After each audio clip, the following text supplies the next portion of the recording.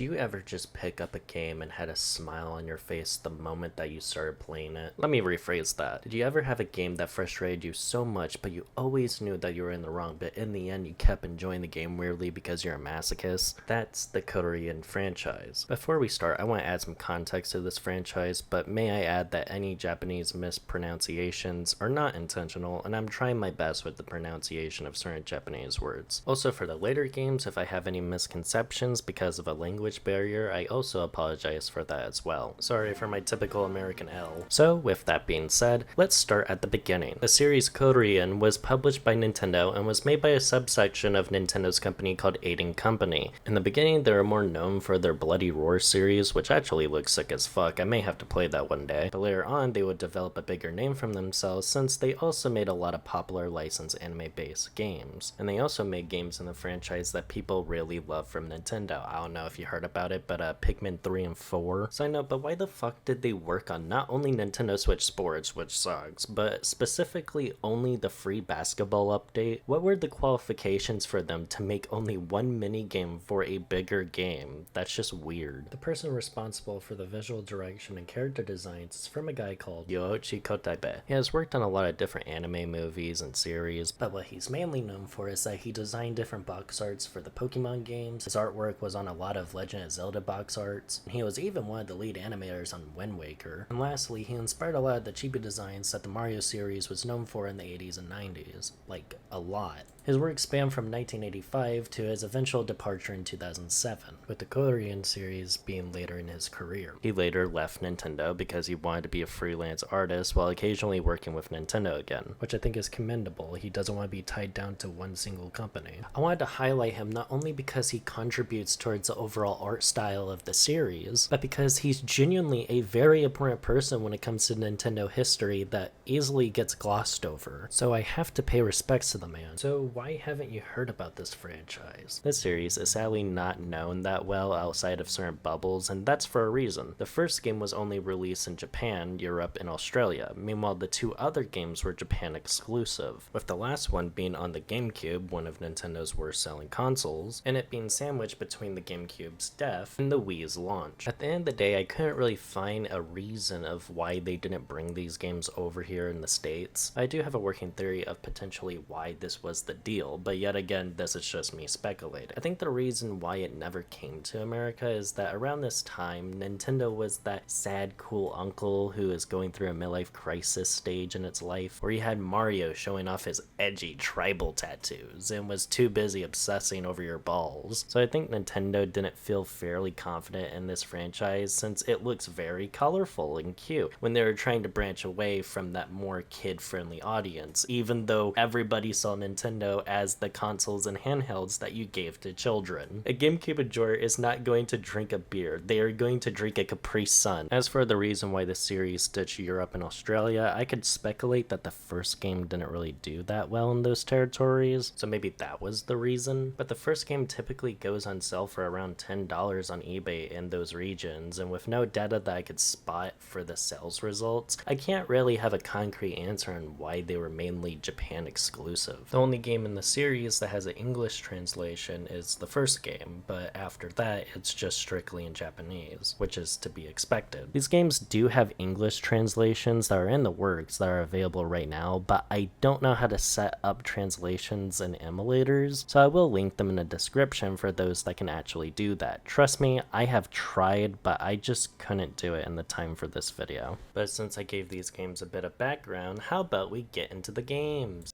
You talk too much. Can you just get to the games already? Now, why are you being so you're mean already to me? taking There's up no need people's to be so time, mean and to I me. think I'm this just whole giving intro proper bit was context just to the so series, you filler. asshole. Kururin is the first game in the series, and it was released all the way back in 2001 for the Game Boy Advance. The premise of the game is fairly consistent throughout the series, but to start it off, you play as a bird called Kururin, where you have to fly your ship around obstacles. The ship that you drive around consistently goes in a circle, which is the main gimmick of the game. You have to maneuver through tightly designed levels that are modeled modeled off of those scam metal rod machines at fairs, but in this case it's actually really enjoyable. This game is timed, but it's not in the traditional sense of I only have this set of minutes to finish it, and if I don't, then I die. The timer is completely optional, you can go at your own pace, but it does encourage you to go faster. If you hit the walls, it is time that is added to the timer, which goes into your score to determine if you get a star or if you just get a basic completion. The game is built off of speedrunning, which when you get used to the controls, it feels like some of them are easy to fully speedrun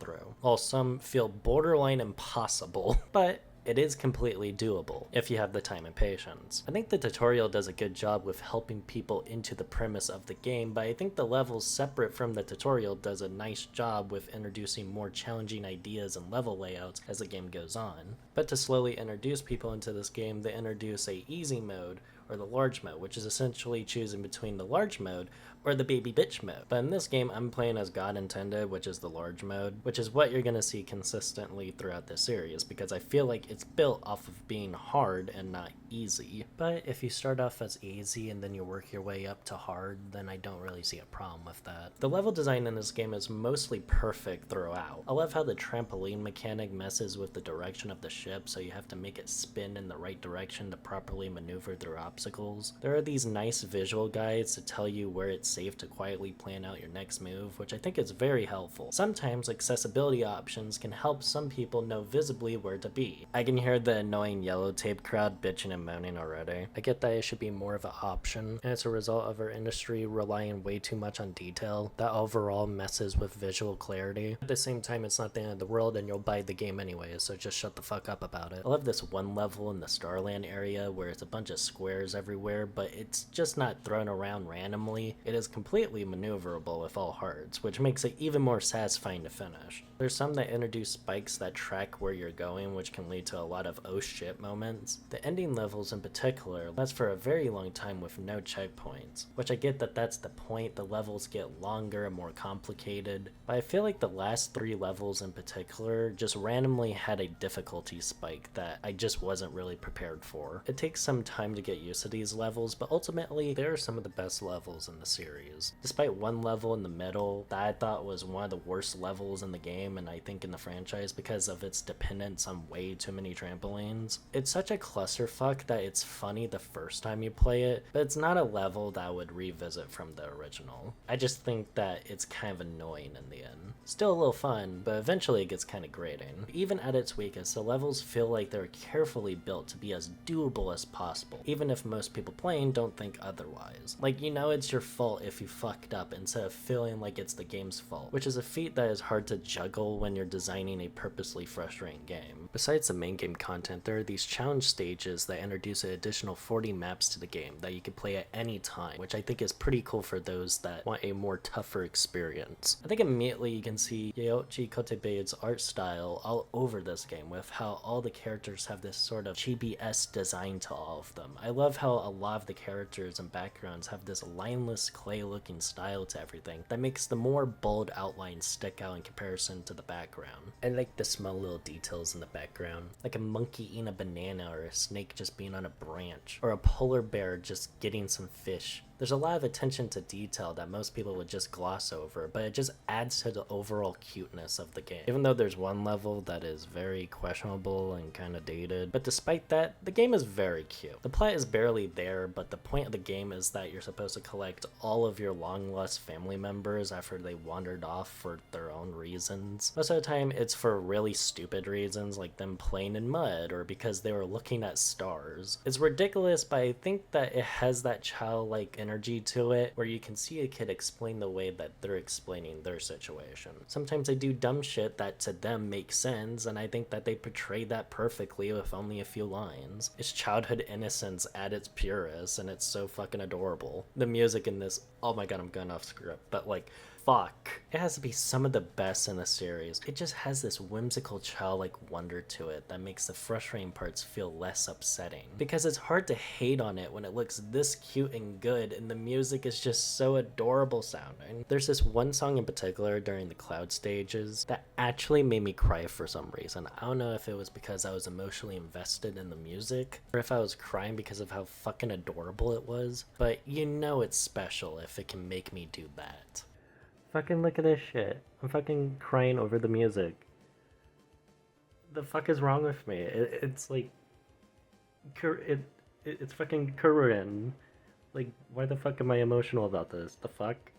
It's one of the best Game Boy Advance soundtracks out there. And the craziest thing about this is that I think that this game is actually the weakest when it comes to the music. I mean, that doesn't make it bad, but it's incredible that this is the bottom. A lot of the music is repetitive because it's supposed to loop, but I thought that they made something special with the soundtrack. The games were composed by Etihiro Motoyama, who was responsible for all of the music in this franchise, which I think he blew it right out of the park on his first attempt. I don't think he gets as much credit as he deserves because he never sleeps on the series. The only critiques I have with this game is that I think it could have been harder, but that it's more of a nitpick than anything. I don't really think the reward for picking up skins was worth it, and getting the brothers and sisters don't really reward the player with a lot than just a brief cutscene. But besides that, I don't really have a lot of bad things to say about the game. I think this game does a brilliant job with introducing its base concepts, and it feels like by the start they knew that they had a lot of ideas to improve upon in its sequels. Even though in comparison to the other ones, this one has the least features, it still has some of the more interesting, hard but fair levels in the whole entire series, as well as some of the best music in the franchise. It's a 9 out of 10.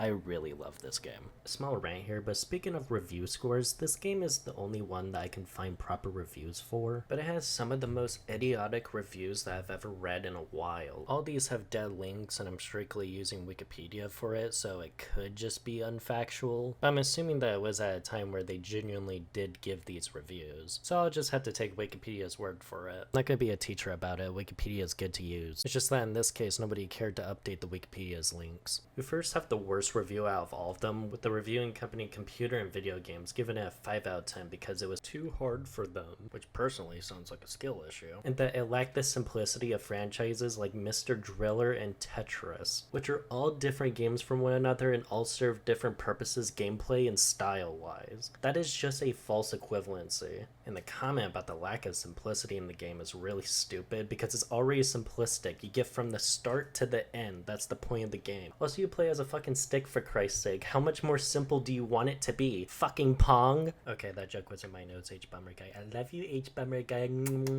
I'll credit you. Maybe point out the name of this company while we're at it. What type of company name is Computer and Video Games? It sounds like a legally distinct fake company that's in the background of a show. Even the better reviews of this game sound condescending. Nintendo World Report did give it a 9 out of 10 and complimented the gameplay, but said that a negative would be that its cutesy characters and music would be a turnoff for some people. I'm sorry, but if a person is too insecure to play a cute game on a device that already looks like it was made for a child, because it was, then wouldn't you already accept the fact that franchises like Mario is also cutesy? Like, obviously that didn't fail, so what the fuck is that argument? I think it just proves how much of a baby you are if you actually think that that matters. Why should the game appeal to an audience that wouldn't give a fuck about the game in the first place? That's such a weird statement to make, and it's not even a criticism. The last review that was notable is from GameSpot, where they said that it was excellent at filling up small periods of free time with its short level-based nature. Doesn't that sound weird? Oh yeah, it's only useful when you have nothing else to do. Like, why do they have to word it like that? That's so weird. But rant aside, let's move on to the next game. I think you like this series a little bit too much. It's called an autistic fixation, Dark. You don't understand, I need this.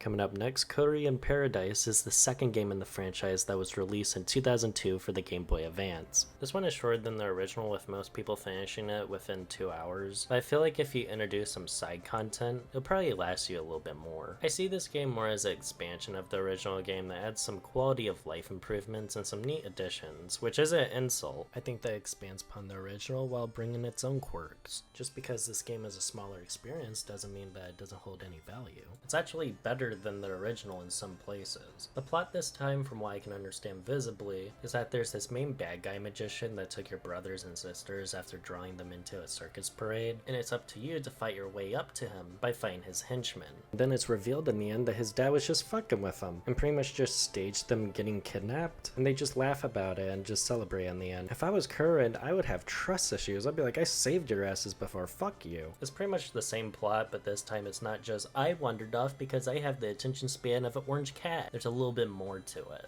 Not a lot, but just a little bit. If you haven't noticed already, this entry has a slightly different art style that stands out from the rest, giving it a more bold line art style that makes things seem more visible while improving on the vibrant visuals that the series is known for. I think the style change made all of the characters have this added layer of expressiveness to them that I think makes its chibi-inspired style shine even more. Visibly, I think that's the best looking game out of the franchise. The colors just pop a hell of a lot more, and it's amazing that the Game Boy Advance can achieve these visuals. Like, just look at it. I don't even have to explain anything. But let's move on to the additions. This is the first game in the series that introduced the fast rotating option, which is extremely helpful for quick decision making. It's integrated so seamlessly that I'm shocked that it wasn't there from the start. They had the option to change your colors on the fly, which I think saves time for when you just want to change your ship. There are these branching paths that remind me of how Mario games would have branching paths. With most levels, there are these purple gates that once unlocked gives you a whole different course to play through.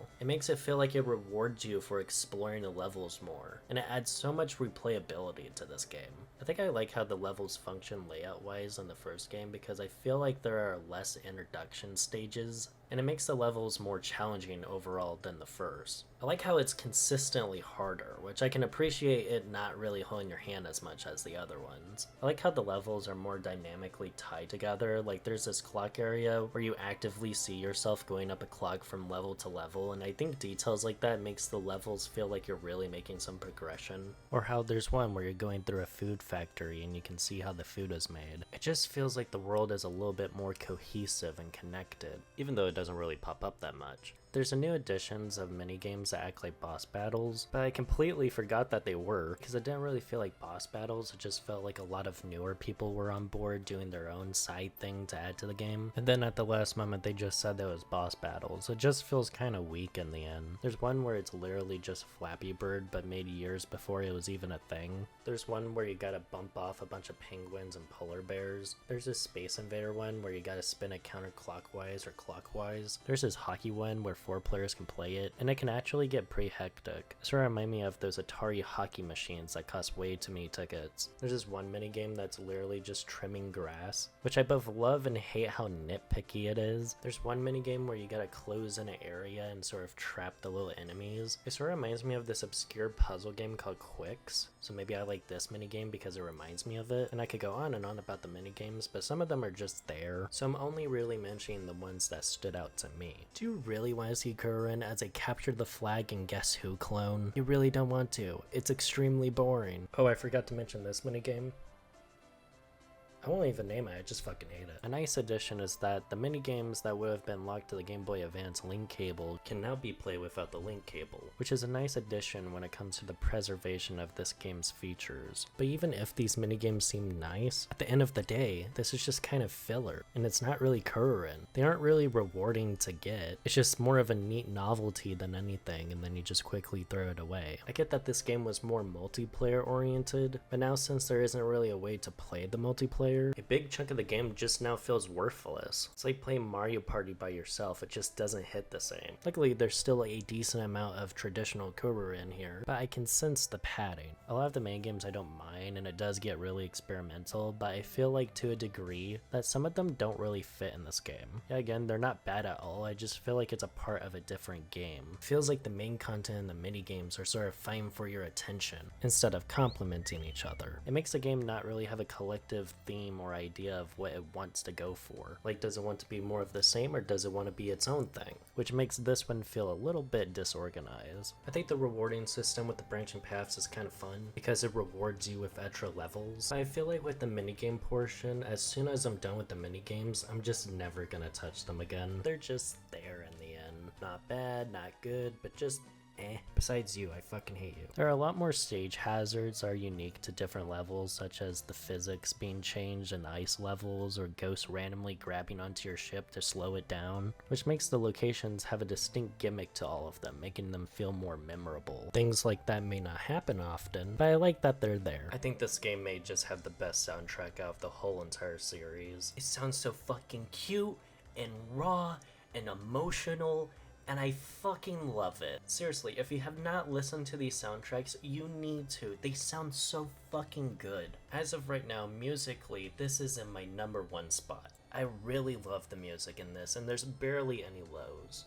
Overall, this game is an improvement from the original in some regards, with a few elements that sort of makes the whole package seem confused with what it wants to be. This game is better when it comes to the visuals, gameplay, and harder levels, but in the end is a game where half of its game is now kind of irrelevant now, and the boss battles aren't even boss battles. There's a lot of additions that I really enjoy, but then there's some additions that are very questionable. Don't get me wrong, this game is still really good, but I just find this game to be the most confused out of the bunch with what it wants to be. But I would still recommend it. 7.5 out of 10, I still enjoyed myself with this game. So you say it's an improvement, and yet you give it a lower score than the original game? You know what's one of my favorite games? Duck Hunt. Kururin Squash. This is the third and final game in the series that finally had a fully 3D transition. This was released in 2004 for the Nintendo GameCube towards the end of its life. Before I go into this game, even in the scripting phase, I kept on calling this game like Kururin Blast for some reason. It's not even an alternate title.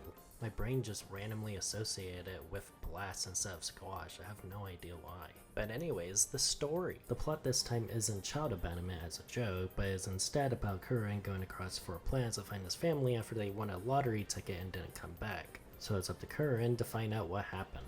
There's this evil duck guy that could or could not be related to the main characters that stole them, but I don't really know. That's all I can really gather from the plot, and it could just be me just making assumptions. It's weird that this game out of the 3 is the least talked about from what I could see, because the levels here are some of the best designed levels in the series. Maybe not in the traditional Kururin sense of feeling very tightly designed, but I can appreciate them going for something different, even if I have a love-hate relationship with it. At first the levels seem very easy as normal, but this game still has some pretty tough levels, especially the later levels, which feels really rewarding even though I feel like there's a lot of introduction stages than the stages old comers are wanting more of, like the harder levels, which makes this game feel the most easiest and also feels like it's more of an introduction to the series than the first one was. I get why they did this. It was introducing console gamers to a handheld franchise for the first time, but as a person that went through this series, it just felt like it was neutered a little bit to appeal to a broader audience, which isn't necessarily something that is bad. It's still fun to go through, obviously, but it's still something that I noticed. But to accommodate for this spacious design, they added 4 new abilities to play around with, and I think that they did a good job giving each ability the time to shine. There's the boxing glove ship that you can just beat the shit out of enemies and obstacles, that, although fun, I think is kind of the weakest out of all of them. It can feel mindlessly button mashy at times. There's a ship that uses lasers in a very clever way, where you can blow up bombs and shoot enemies. There's this worm level that I thought used the ability pretty well, where you had to shoot away this caterpillar that was running after you. And not gonna lie, it was kinda scary at times. There's one with a flamethrower where the on-rail segments were fun, if a bit repetitive, but I still like the on-rail segment of it. There's one that has to do with wind where you throw around these little mini tornadoes, where they're supposed to block paths like fire and enemy patterns. I think I like this one the most, because it makes you feel more vulnerable than the other ones. And the last one, which is a submarine, I like it level design wise, because I think that it does a lot of clever stuff shifting between the top of the water and the bottom of the water. Those levels feel kinda hard, not gonna lie. This game does a lot different from the other games when it comes to the gameplay, but it does it in a more natural way where it feels like a natural progression of the original game's gameplay. I would say that 50% of the levels are experimental, while the other 50% is your more traditional Kururin, which I appreciate the balancing between the two, even if I like the traditional gameplay a little bit more. I just like the simplicity of the traditional gameplay, even though I do appreciate the experimentation. I don't know, I like the more tightly designed levels of this series, and even though the abilities are a welcome addition, I do have a slight problem with them, but I'll go into that later. They removed the branching path idea from the previous game, in favor of merging both the minigames and the levels onto a more linear path that is more reminiscent of the first game. I love how this game has an adorable new look to it, where they are trying to go for a more paper cutout look, and the characters' actions are based off the motions that would be made with paper puppets. So some of them would twist and turn like a paper on a stick based off the actions that they're doing. And it's such a clever stylistic choice for a game that probably had a lower budget. It's both simplistic but expressive. I like that. Graphically, this game holds up really well for the most part with its stylistic Y2K aesthetic. This game looks like it would fit nicely on the Dreamcast. Not only do I like it because it's a unique style for the series, but I think it's a clever cover-up for the shortcuts that they probably did with this game.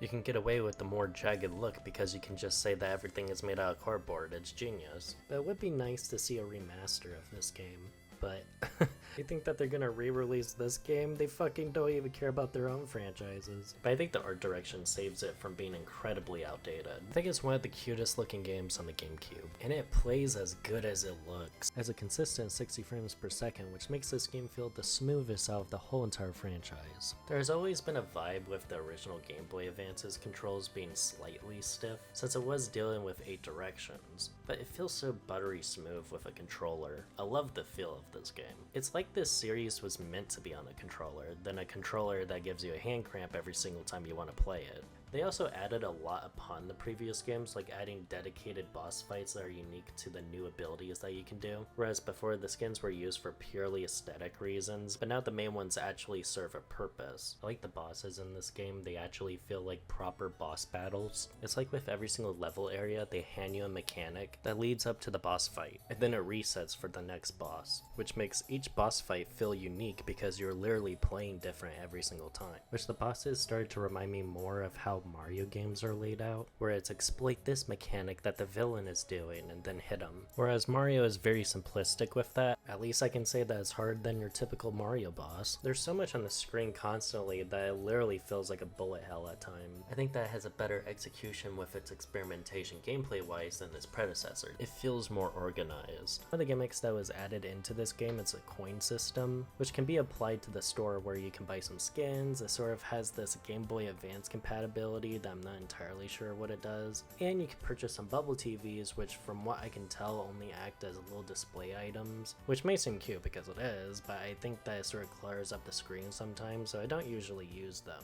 In a lot of my footage I just used the watermelon one because it was the one that was the least annoying, so that's pretty much the only reason why I changed the display. I think that's pretty cool that in the shops you can find returning villains from Kururin Paradise, which I think is a nice little detail. This is the first game in the franchise to be separate from the Game Boy Advance's sound chip, and it sounds great. A lot of the songs I would describe as either energetic or elevator music. The music can sound so energetic but relaxing at the same time, although some of the tracks can fall into just sounding kinda generic. The last one just had less lows, so that's why it sits comfortably at 2. I keep flip-flopping between if it's number 1 or number 2, but for now it's just number 2. The multiplayer game I almost glossed over for this review because the other ones were kind of limited of how I can play it. I'm glad that I didn't miss it because I think half of the game was dedicated towards multiplayer. It's also more prominent in the promotional material and even on the DVD cover. But instead of feeling kinda like a mess, the multiplayer actually feels more focused in this game. There's a mode that was in the originals where you can race up to 4 people at once that now has the proper multiplayer support that it deserves, and not whatever this rat king of a setup is. I actually believe that a lot of the side content here is actually harder than the main content, which I think is kind of sad for this series. Online, I could barely find any footage about the multiplayer mode, which I think is really unfortunate, because the content that is left behind the multiplayer mode feels like it could be a whole nother game. It's actually really fun trying to beat the other player while bumping around. There's a multitude of different level themes, so it doesn't really feel that repetitive. There's also a battle mode where you can try and beat up the other player to get their gold. This mode only has 10 levels, but for what is there, I think it's pretty fun. The different ships actually feel pretty good to use against another player. I didn't even know that this game could be a competitive arena fighter, but once you play it actually makes sense. There's this one that makes you go faster and can make you invincible that is very fun to use, but is very scary if you aren't the one that has it. Again, these side modes feel very fleshed out, and it feels like it's more in line with what Kururin is than the mini-games that are in the second one. I think it's the best type of game mode where you try to fuck over the other person out of depleting their whole entire bank account within a few moves. It reminds me of the tomfuckery that comes with the Mario Party games. I just wish that this mode was expanded upon more. I think a multiplayer gimmick spin-off would have been perfect for this series. The second one doesn't really count because they're trying to balance both the multiplayer and the single player content, but didn't really know how to. I'm talking about strictly multiplayer focused. The game I think mainly ditched the visual guides. I don't know if it shows it on the easy mode. I didn't see any, which is a shame because they were genuinely useful. I wish that the game was longer, but that's an issue with most of these games. But I think this game has plenty of content in comparison to the other games. I thought it was confusing that they got rid of the splitting path idea from the last one. I really enjoyed finding secrets in the levels. It gave a sense of replayability to them, but sadly they're just missing from this one. And the last but most notable criticism that I have to offer about this game is that I think that the new abilities sort of give this game this loop of relearning things to where it feels like the game is constantly resetting its difficulty because it has to reintroduce you to the new mechanics, which makes this game feel the most hand-holdy out of all of them. I may have a lot more criticisms to say about this one, but this game is still really good for what it is. This game does a lot different, but it keeps mainly true to the original games while making itself stand apart. And ultimately, I thought that this was a good send-off to the trilogy. But yeah, I would give this game an 8 out of 10.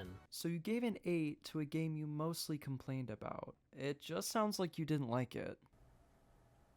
I'm just not replying to you anymore. Outside of these games, there's been nothing since 2004 that has came out from this franchise. Like sure, it was an assist trophy in Brawl, and eventually it just became a Spirit in Smash Bros. Ultimate. But being relegated to a Stage Hazard or a Spirit is I think a fate worse than death. Also the fact that the later games and later releases would eventually be on like the worst selling consoles that Nintendo has ever had. And also its most recent release being locked behind a fucking paywall. I wouldn't blame anybody for not knowing that these games existed, because Nintendo has fucked it over so many times that people just forgot about it. I just feel like Nintendo doesn't give a shit about this series, which is really sad because I really love this series. Well, at least there's technically a way to play the first game, but that doesn't even come into question about the sequels. From what I have seen, the sequels are just stuck on their original hardware, which is sad because all of these games are really good. There is not a single one that I felt disappointed in, and I honestly don't know what is preventing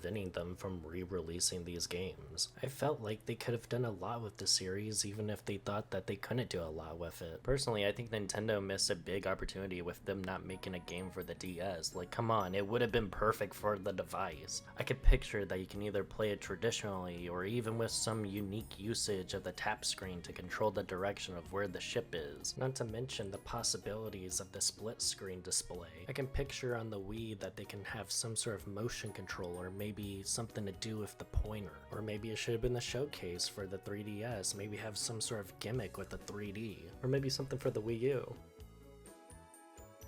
Is it insensitive to joke about a corpse? This franchise's bread and butter was gimmicks, so it's just weird that whenever Nintendo had a gimmick console, they just didn't do anything with the series. The saddest thing about this franchise is that it didn't have any imitators, it had no inspirations, it sort of just came and went. Imagine existing and no one just paying attention to you, it's just fucking sad, and the only person that we can blame is Nintendo. The closest thing that I can find that was similar in nature to this game was Irritating Stick on the PlayStation 1 that actually predates the series by 3 years, and I can see the similarities between the two. The only difference between that game and this game is that Irritating Stick is underwhelming at best, but extremely frustrating at worst. The controls are floaty and stiff, it's on the edge of barely doable. It's not as bad as I thought that it was gonna be, but the controls just feel kinda meh. It's not as charming with its presentation, everything just looks kind of flat and boring. There's an announcer that won't stop talking anytime that you're near the edge of a course, which will happen a lot. Watch out! You're too close to the edge! What's wrong?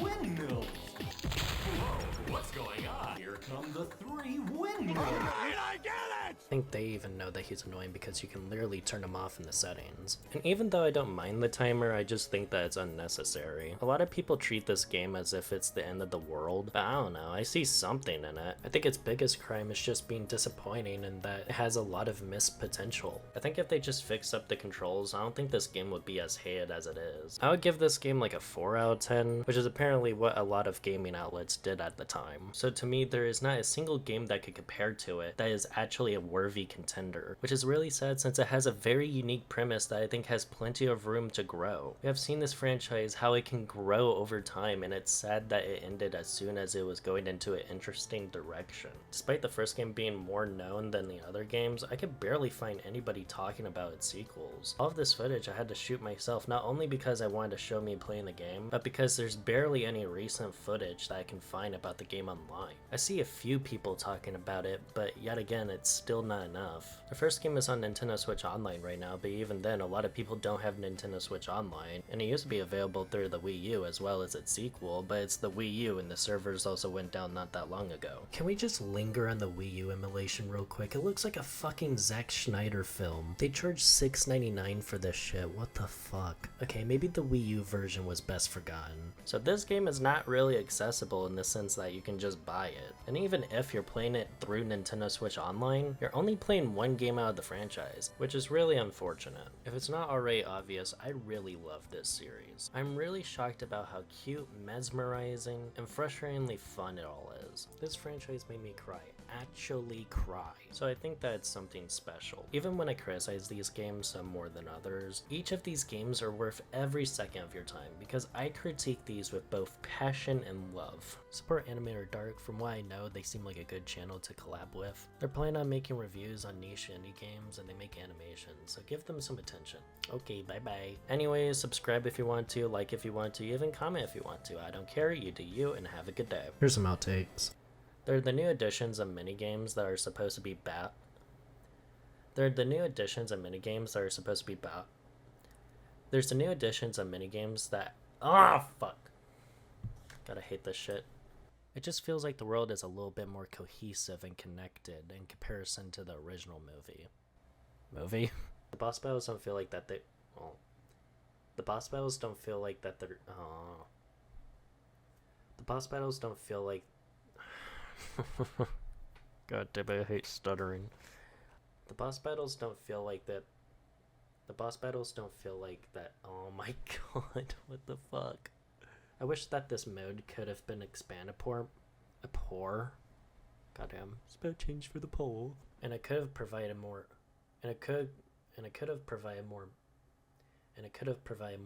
Oh my god.